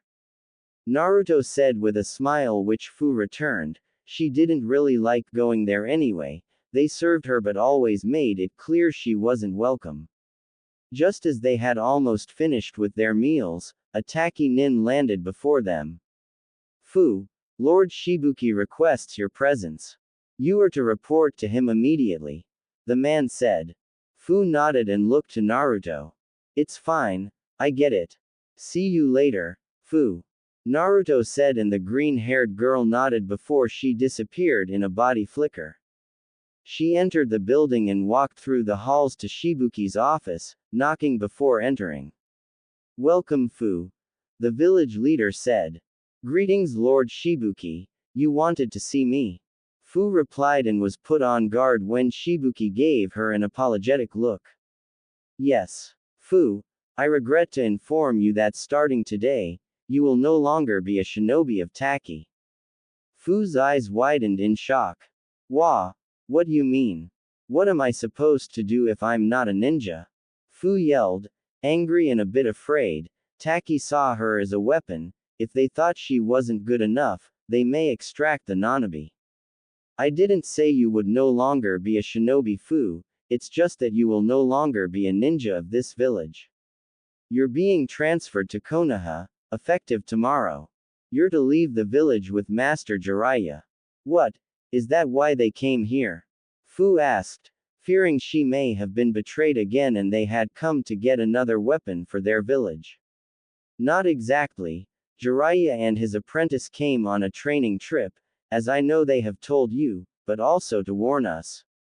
Warn us? About what? Fu asked, wondering what it could be to cause them to simply give her away. There's an organization called the Akatsuki, we have heard a little of them. They're an organization that works in groups of 2 and every member is an S-class missing nin, including Itachi Uchiha, Kisame Hoshigaki, and formerly, Orochimaru of the Sannin. Shibuki explained much to Fu's shock she recognized those names. Right now, they're acting as mercenaries, taking any job for the right price, as well as bounty hunters, but, Master Jiraiya has uncovered their true objective. What is it? The Biju. Shibuki said grimly, causing Fu's eyes to bulge and her jaw to drop slightly in shock and fear. They were coming after the Biju and by extension the Jinchuriki. Then a look of realization appeared on her face before her eyes narrowed. So, the council decided to get rid of me so they wouldn't be a target. I'm surprised they didn't just give me up to them. I would never have allowed that, but I won't lie to you, the idea did come up. Fu looked to the ground, eyes shut and trembling with rage. Her village was just going to abandon her and kick her out. Even if she hated the place it was her home, some part of her had wanted to prove them wrong and show them she wasn't the monster they thought she was. That and the thought that they had actually considered letting the Akatsuki take her to save their own skins. For what it's worth, I was for the idea for you to go to Konoha, but not to protect the village, though that's part of it. Shibuki said and Fu looked up at him. Fu, you know as well as I do most of the village will never accept you, and I've been watching you since Jiraiya and his apprentice arrived. Don't deny that the time you've spent with those two has been the happiest you've ever been. Fu's anger subsided and a melancholy look played across her face. Fu, take this chance to find people who accept you, find a place where you won't be an outcast, where you can find the happiness you deserve. I have faith in you and wish you luck. Thank you, Lord Shibuki. Fu said as Shibuki held a scroll to her. You don't have to call me that anymore. Here, take this message to Master Jiraiya. It will explain everything. Goodbye, Fu. I'm sorry I couldn't help you more. Fu nodded and quietly walked out. That night, Fu walked to the hotel she knew Naruto and Jiraiya were staying at and walked to their room and knocked on the door. Naruto answered. Oh hey, Fu, what's wrong? Fu began to sob and hugged Naruto. Much to his and Jiraiya's surprise, Naruto held her until she calmed down and she gave the scroll to Jiraiya. He read it and scowled slightly. Huh, didn't see that coming. Jiraiya said. What is it, pervy sage?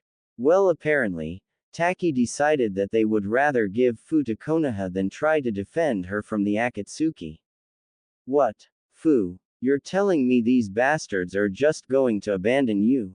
Naruto yelled. Fu, who was sitting on the floor, just hugged her legs to her chest. Where's the village council? I'm going to give them a piece of my mind. Naruto. Fu said, and the blonde calmed a bit. It's okay, I'm fine. I told you I'd like nothing more than to leave and it could be worse.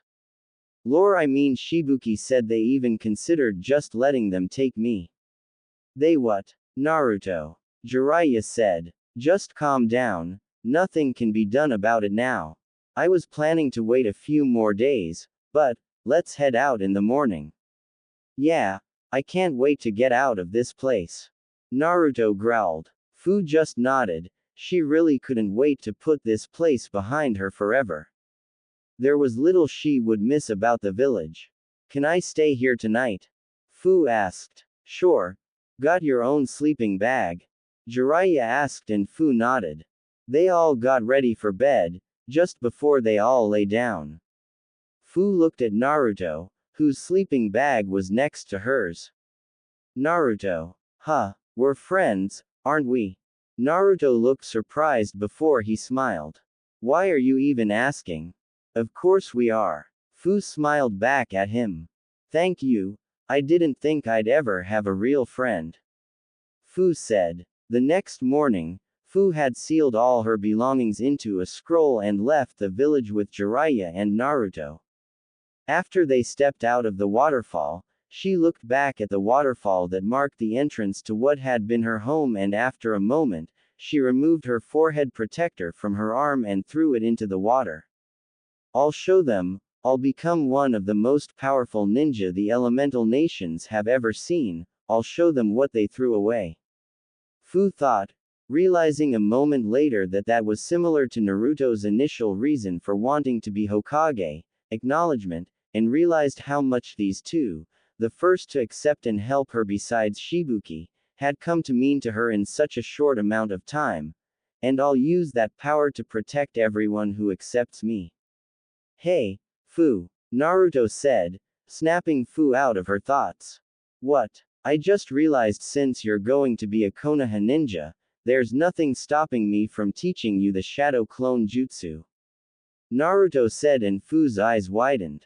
That's true, and with it you'll be able to train as quickly as Naruto. You'll need it with the Akatsuki after you, and with both of you, Konoha will likely be a bigger target to them. Naruto, you teach her to use the Shadow Clone Jutsu while we travel. Jiraiya said. Where are we going, Jiraiya-sensei? Fu asked. What? No, Ero-sensei, anymore. So, you've finally seen that I'm a man worthy of the utmost respect. Jiraiya said with a grin. No, I just noticed it's not bothering you as much anymore. Jiraiya twitched and Fu adopted a thoughtful expression. But if you want me to call you that. No. That's alright. No, I think I will keep calling you Ero-sensei on second thought, think of it as a term of endearment. Fu said with a smirk. Jiraiya grumbled about disrespectful brats in Naruto, and Fu shared a laugh at his expense. Anyway, where are we going? The land of rivers, I know a place that's perfect for what I have in mind. Doesn't hurt that the country also has some lively towns and a minor ninja village, among other things. A week later, Naruto, Jiraiya and Fu were traveling down the road in a dark, mountainous forest near the border to the land of grass, the skies were overcast and it looked like it could start raining any moment. Fu had gotten the shadow clone jutsu on the second day and she and Naruto had devoted all their clones to learning to manipulate their new elements whenever they stopped. With 100 clones devoted to learning it, they had already gotten basic manipulation of their elements down. Naruto could split leaves and Fu could create a decent electric charge, but they were not yet good enough to use their elements in battle. Hey, where are we, pervy sage? This place gives me the creeps. Naruto asked, trying to mask his fear. Something that wasn't too well known. Naruto had phantasmophobia, an irrational fear of ghosts, phantoms and the supernatural, paranormal, and this place definitely had that kind of vibe. We're near the capital of the former land of necks, Kubasaki Pass. Jiraiya answered. Kubasaki Pass? As in broken neck. Naruto said, pointing to his neck with his eyes wide. What? Don't tell me the future Hokage's scared. Fu teased with a playful smirk. What? No. Of course not. So, why do they call this place that anyway? Naruto asked. He does have a point, it's not exactly inviting. Fu said. It's named in honor of the Kubasaki clan. They were the feudal lords of the land of necks, until they were destroyed in a war 50 years ago. Jiraiya explained, before pausing as he felt something. He looked to the sky, his students followed his gaze just as it began to rain, quickly picking up into a downpour. Oh great. Come on kids, move, he said as they began to run. As they ran down the road, a foreboding castle becomes visible from the tree line. Huh. That must be the castle of the Kubasaki clan. Come on, we can stay there for the night, it should be abandoned. What? We're staying there. Why not just walk straight the next town? It's just a little rain. Naruto asked. He would never set foot into the place by his own free will, even if it meant staying out in the rain all night. I knew it, you are scared. Fu said. No, I'm not, I just want to get where we're going faster. A little rain never hurt anybody. Naruto replied as they ran to the castle. They walked in to find that the castle was well lit and in perfect condition, as if there were still servants taking care of it.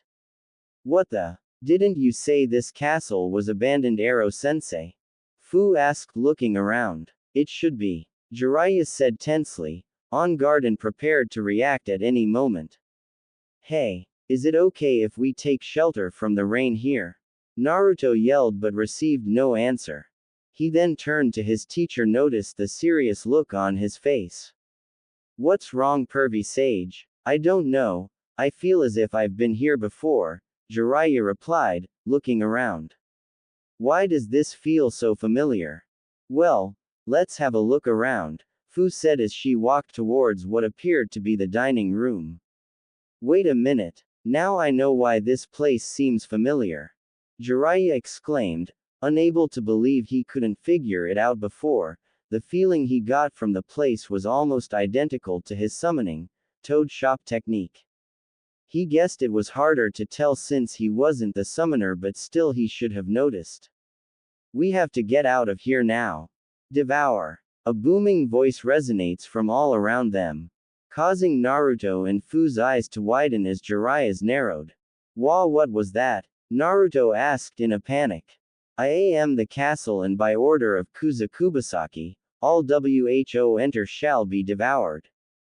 The voice said. Suddenly, the doors around them opened and several tongues shot out and tried to grab them.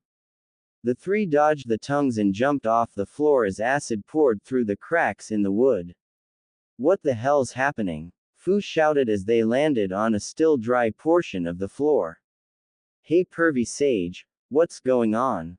This is just like when you summoned that toad when Itachi and Kisame attacked. Naruto said, calmer now that he was almost sure they weren't dealing with ghosts. You're right, Naruto, it is just like that. We're in the belly of the beast. Jiraiya said seriously. What? Both his apprentices snapped their heads to him, eyes wide. This is a summon disguised as a castle, meant to devour all who set foot inside. Jiraiya explained. He drew back his hand, forming a Rasengan. Stand back, I'll have to blast our way out of here. All of a sudden, everything stopped and returned to normal. As the three look around in bewilderment, the main door opened and a man wearing the armor of the Kubasaki clan walked through the door, surrounded in blue light. What? Who's that? Naruto asked, watching as the man walks by them. Hey! He called out, not receiving a response. Should we follow him? Fu asked. Why not? There's no point in tricking us when we're already trapped.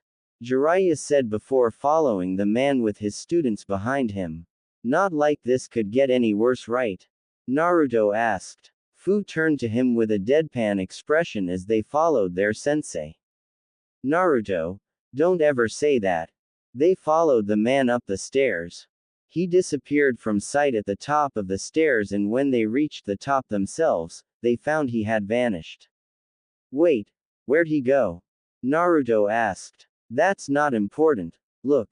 Jiraiya said. The summon contract. Jiraiya said, pointing to an altar in the room with a scroll.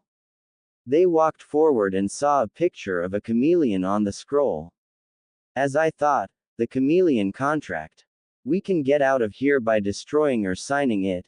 Since Naruto and I have already signed the Toad contract, I think Fu should sign this. Jiraiya said. Fu was about to respond when they heard a roar and the walls began to turn to flesh. Quick Fu, sign it.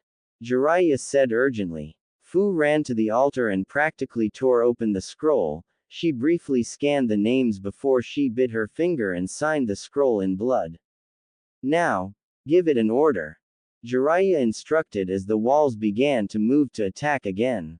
Stop. Fu yelled. At her command, the walls stopped moving. Let us go. Fu said. The walls returned to their stone guise, and seeing nothing of note, the trio began to simply walk out of the mansion. Is that it? Naruto asked as he looked around for any signs of attack. That's it. Come on. Let's get out of here. We need to release it from its order. It's been stuck here for 50 years. Jiraiya said. Yeah. Being stuck here for 50 years must really suck. Naruto said, and Fu nodded as they walked back outside. Though the sky was still overcast, the rain had stopped. Okay. I release you from the command of Kuza Kubasaki. Fu commanded, recalling the name of the former master of the castle. The castle began to shift, turning green and reshaping itself, until it had returned into its true form. A giant chameleon as tall as the castle, with green scales, possessing a trio horns at the center of its head and a row of spikes down its spine. The chameleon opened its eyes, both of which quickly focused on the green-haired Jinchuriki. I thank you for releasing me, young one. What is your name? The chameleon asked, its voice deep and grating. My name is Fu, your new summoner. I am Shiromari, leader of the chameleons. As you have signed our contract, and in return for releasing me, we will aid you from this day forth. Now, I have 50 years of catching up to do with my family. Farewell. Shiromari said before vanishing in a huge burst of smoke. Well, today was certainly eventful, and the rain stopped. Jiraiya said. Okay, I think we've had enough excitement for today. Let's make camp around here. We'll continue in the morning. Jiraiya said as he led his students to find a good spot to make their camp. In the morning, Naruto and Fu were sitting on a pair of logs before the remains of a campfire. Jiraiya, who had woken up late, was getting ready, and Naruto and Fu were ready to go. Ero-sensei mentioned you signed the Toad contract, so, what can they do? Fu asked Naruto, who took on a thoughtful expression. I'm not really sure. Whenever I've summoned them, I always just have them fight. I know Pervy Sage once summoned the stomach of a toad around us, but that's it. Naruto replied. You don't know? Fu asked, surprised. You don't know what yours can do either. Naruto said, crossing his arms. Yeah, but I just got them, and no one's seen this contract in 50 years. You, on the other hand, had the Toad contract and have been traveling with someone who mastered their abilities for months. Fu pointed out with a smirk. Yeah, well, Naruto rubbed the back of his head and smiled sheepishly. We both need to learn more about our summons, let's just call one of them and ask. Good idea. Naruto replied before they both bit their thumbs and made hand signs. Summoning jutsu. Both call out as they slam their hands to the ground. Two small clouds of smoke poof into existence. When they cleared, Fu had summoned a small green chameleon with brown markings on its face and along its back, while Naruto summoned a small orange toad with blue markings along his eyes and lips in a blue jacket. What's up? The toad, Gamakichi asked. You must be our new summoner. The chameleon said. I am Daichi, grandson of Shiromari, thanks for freeing Gramps, I'd only heard of him till yesterday. You're welcome, although, we didn't have much choice, you know. Fu replied. Guess that's true, still, thanks.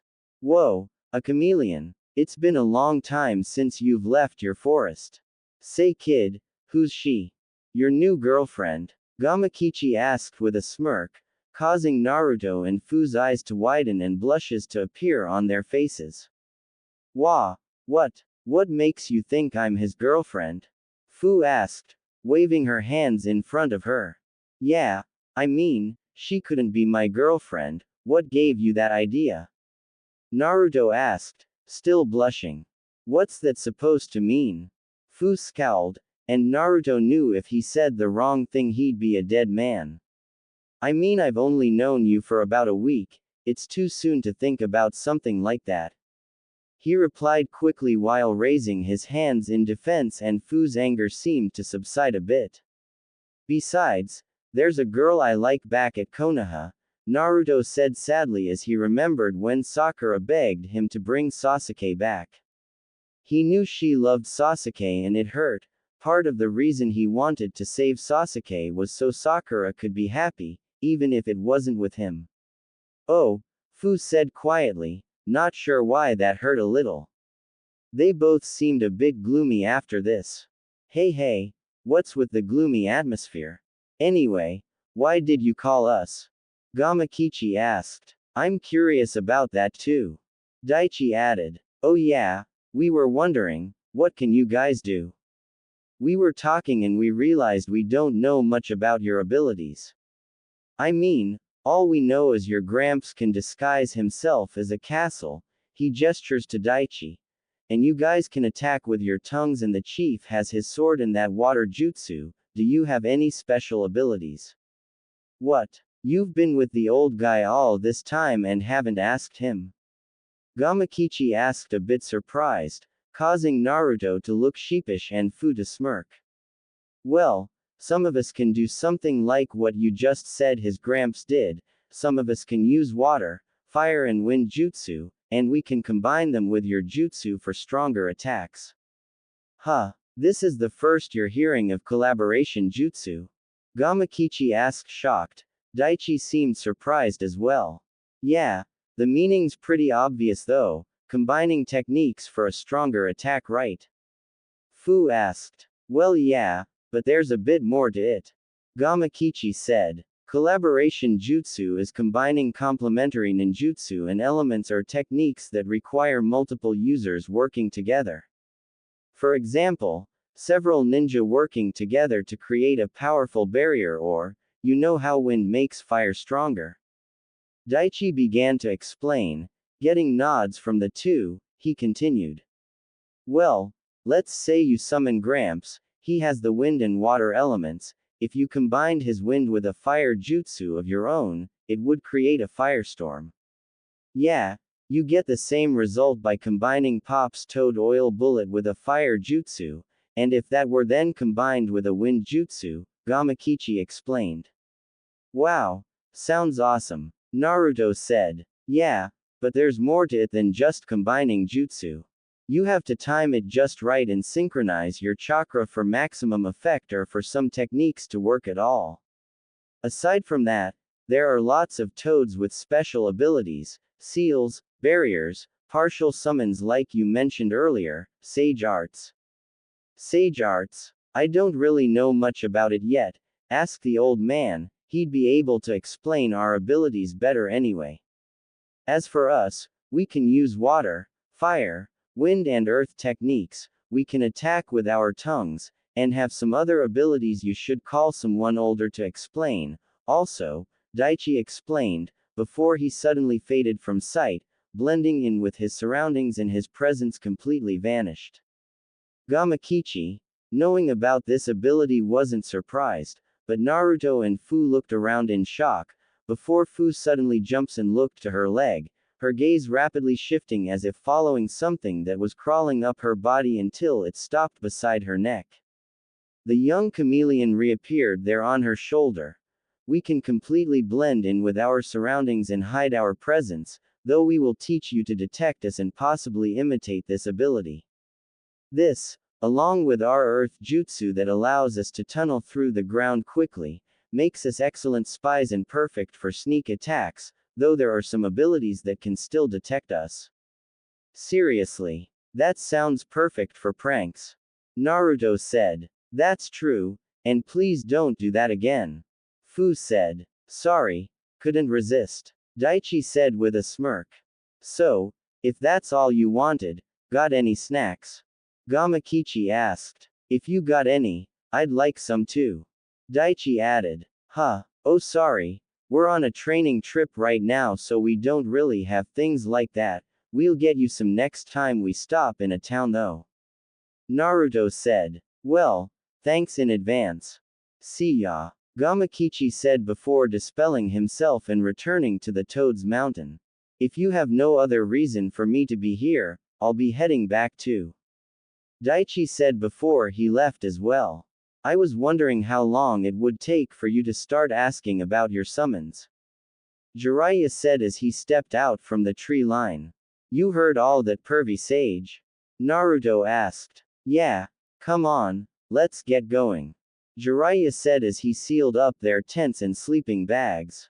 I'll give you a rundown on some of the Toad's abilities as we go. Sorry Fu, but you're going to have to ask the chameleons for more about their abilities. Wow, was all Naruto could say as he gazed at the valley before him. It had been a week and they had arrived at their destination. Naruto now knew a little about the Toad's special abilities and Jiraiya assured him he would show him some of them later. They stood before an enormous, majestic valley with a deep forest and several waterfalls and rivers. Yep, this is the place. Come on, we're headed to that waterfall. Jiraiya said before he and his apprentices began rapidly jumping down the valley wall and from tree to tree, reaching their destination, a clearing before a waterfall, where the water pooled into a large lake that fed a river, in under a minute. So, what are we going to do, Ero-sensei? Fu asked. Well, this place has everything we need for your elemental training, among other things, but right now, we'll be focusing on something else. Jiraiya said, showing a grin that worried his two apprentices. Oh, by the way, Fu, where's your seal located? The center of my chest, why? Fu asked, indicating the area just below the base of her neck. What do you have in mind? Naruto asked. I want you to master your chakra control. Jiraiya replied, still grinning. What? After all that time I spent on chakra control, I can form a Rasengan perfectly already, it seems like a waste of time.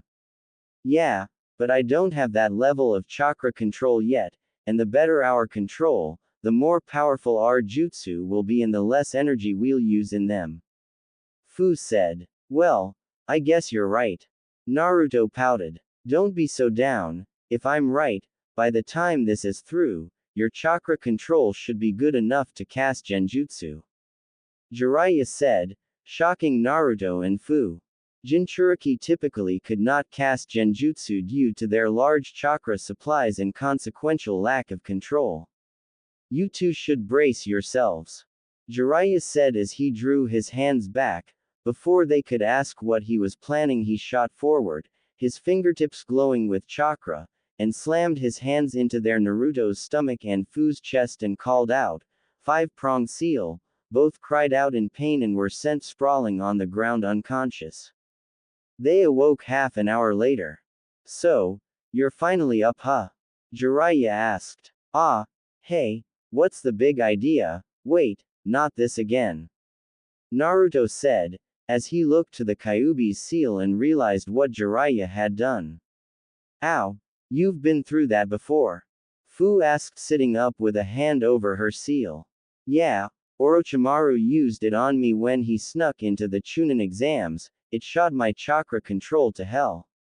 "I get it, we're supposed to master controlling our chakra while these seals interfere, right?" Fu guessed. "You got it. I want you each to create 100 clones and devote 75 to chakra control for the next 3 weeks. Use the rest to make sure you don't fall behind in your other subjects. After that, you'll continue to train with the seals on until you master manipulating your elements. You should get started," Jiraiya said. Seeing the benefits, they decided not to argue and went to create the clones. Much to their surprise, Fu created less than half her target number and Naruto created about 2/3. "What the?" Naruto said, puzzled. "Don't forget about the seals," Jiraiya said with a smirk. "It's going to be harder for you to create clones with them messing with your chakra flow." "Right," Fu said as she prepared to use the jutsu again. 3 weeks later, Naruto and Fu stood before their sensei in the clearing, ready for the next level of their training, their chakra control training finally completed. It had been annoying to both Naruto and Fu when they had tried to walk on the nearby lake and found themselves and all their clones struggling with it and unable to stand on the surface for more than a few minutes before falling in. Although Naruto's control was good enough that he didn't need to redo the tree climbing exercise, Fu did, much to her chagrin. On the third day, their control was good enough that they were able to stand on the surface with no trouble. Soon after, they began to hold leaves to their bodies with chakra. During the last days of the 3-week period, they and their clones would spar while they held a dozen of leaves to their bodies with no trouble. After the 3 weeks were over, their chakra control was better than it had ever been, despite the seals. Jiraiya also applied 4-limb weighted seals to them both during the 2nd week. "Okay, Pervy Sage, now, what's the next level of our training?" Naruto asked confidently. "Okay, for the next step, you're going to use a dozen clones for a while. You're both going to be learning to control large amounts of your nature chakra." "Naruto," Jiraiya pointed his thumb behind him to the waterfall, "you're going to be using your chakra to split that waterfall in half with pure wind manipulation." "Whoa," was all Naruto could say as he gazed up at the waterfall. "As for you, Fu, I want you to gather as much lightning as you can into an attack and slam it into the valley wall. I want you to cause as much damage with pure lightning chakra as you can." "You got it, Ero-sensei. If you're ready, then get started. This is gonna take you a while, and after you're done with that, I've got a few scrolls for you with jutsu in your elements." "Ero-sensei," Fu said. "Huh, think you could teach me that earth technique Naruto used when we sparred in Taki? That tunneling jutsu seemed useful." "Sure. But for now, focus on your lightning manipulation." Fu nodded before she and Naruto got to work. Naruto could only barely part the water and Fu's lightning attack barely caused a crack in the wall. Neither was surprised, having already learned another element. They had expected this.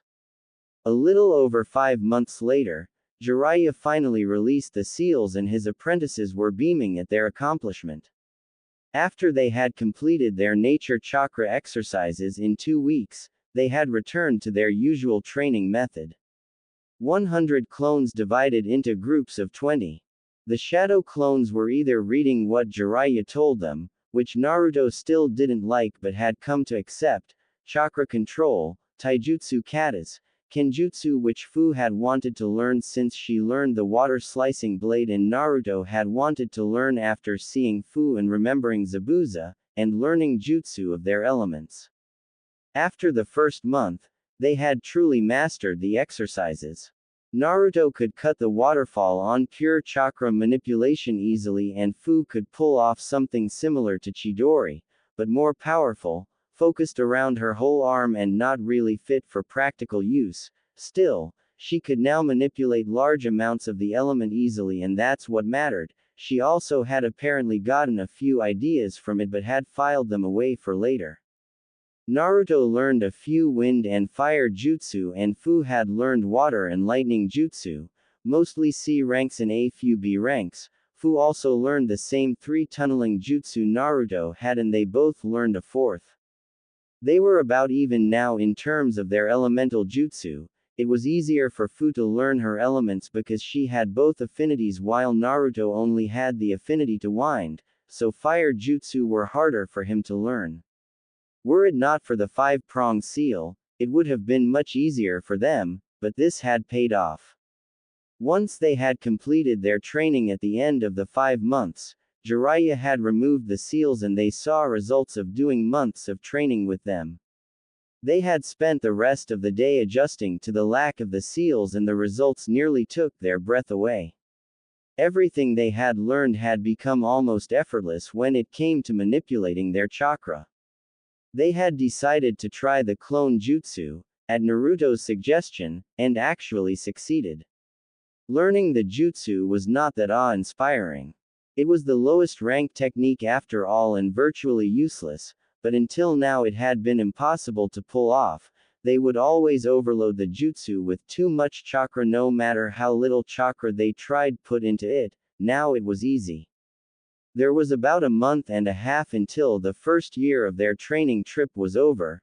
Both Jinchuriki had grown quite a bit, though they dressed about the same. Naruto was now 5 feet 0 and Fu was 4 feet 9 and both looked slightly older. Right now, their taijutsu skills were high chunin to low jonin level, their kenjutsu was high chunin level. Thanks to the 5-pronged seal their chakra control was kage level and they had mastered their elemental exercises. But they had yet to even begin to learn sealing arts, which were much more difficult than anything else they had learned so far. Naruto wanted to learn them to follow in his parents' footsteps and Fu thought it would be useful for a Jinchuriki to know. They had also not yet begun to explore Genjutsu, which proved to be something of a challenge since it wasn't their teacher's strongest subject and of course, the better they got, the slower further progress came. Right now, the 2 Jinchuriki were standing before their sensei. Alright you two, for the rest of the month we're going to take a little break. Jiraiya said. What? Are you kidding, pervy sage? We were just about to start with the strongest jutsu and we haven't started on genjutsu yet. Naruto yelled. He had been kind of excited as they were about to start learning A-rank techniques. Which is part of the reason we're going to town. Genjutsu's not exactly my specialty. I need to get some scrolls if you want to learn it. That aside, if you keep up like this, you'll burn out. You need to learn to take your time to relax. Jiraiya said and Naruto scoffed. Sounds to me like you're just making excuses to go do some research, pervy sage. Well of course, I've been stuck here with no young beauties, aside from Fu here for over 5 months. Flattery's not going to help you, Ero-sensei. Fu deadpanned. Well, anyway, I'm the teacher here and I say you two need some R&R, so we're headed to a nearby town and staying there for 2 weeks, like it or not. Huh, fine. Maybe this will change your mind. Naruto conceded before making a hand sign. Jutsu. With a poof of smoke, Naruto was replaced with a tall, gorgeous blonde girl.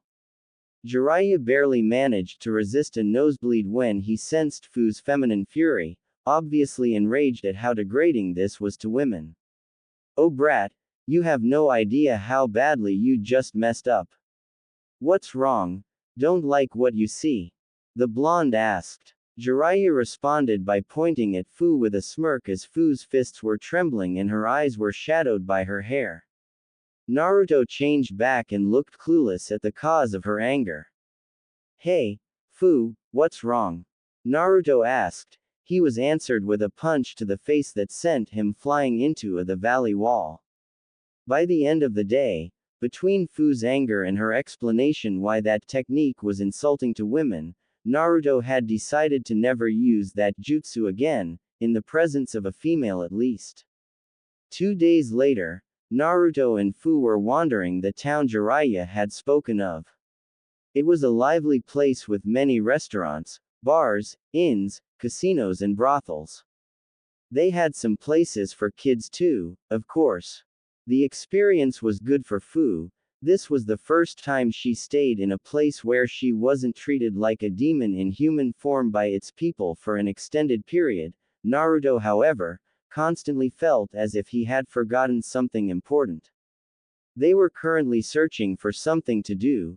They had spent some time at a bar.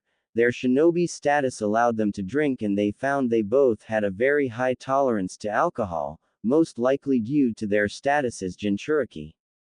They each still had 500 ryo of what their sensei had left them. Wait a minute. Crap. Naruto suddenly shouted in a state of panic before he created a few dozen shadow clones and scattered, much to the surprise of Fu, who quickly took off after the real one. Wait, Naruto. What the hell's wrong with you? Fu yelled as she chased after the blonde. We need to find the pervy sage, fast. I just remembered something important. What is it? Tell me what's going on. The last time we were in a town like this, pervy sage used my money instead of his and left me broke, and he has our wallets. What? How could you forget about something like that? Fu shouted, panicking as well now. Neither of them had a lot of money, it was all in their wallets. If that old pervert had spent it. It was a year ago, get off my back. Naruto yelled back. Found him. He added as one of his clones had found him and dispelled. They ran to a bar and found Jiraiya where you would expect him, on a couch surrounded by women laughing, his face red from alcohol. Both their wallets were on the table, about half empty when they had been full last time they saw them. Both walked forward and picked up their wallets with twitching eyes. Hey kids, having fun? Jiraiya said as if nothing was wrong here. Why would you do this? I've seen your checkbook, Fu said, eyes still twitching as she looked at her wallet. Well, what can I say? Jiraiya said looking sheepish. Nothing. Naruto answered as he and Fu both created a dozen shadow clones and Fu and her clones immediately created water swords. They were both sharing the same thought. The old pervert had to pay for using their money, especially when he was rich. Hey, hang on a minute. Jiraiya said holding his hands in front of him defensively as the girls wisely chose to run. The pair and their clones attacked without another word. Jiraiya didn't fight back, but he didn't let them hit him either, until a Naruto clone got behind him as he ducked under a slash from a water sword. Konohagakure's most secret and sacred technique. 1,000 years of death. The Naruto clone called out. Jiraiya panicked, recognizing the technique, but it was too late and seconds later he was launched into a wall by the assault. Naruto smirked as their clones dispelled while Fu looked on in complete shock for a moment before she doubled over in laughter as Naruto made a V sign with a toothy grin in victory and Jiraiya lay on the floor in pain and mortification. And so Jiraiya learned to never spend his pupils' money without their consent again. It was around 4 p.m. on the first day of the second week. Naruto and Fu had made a mistake and spent most of their money.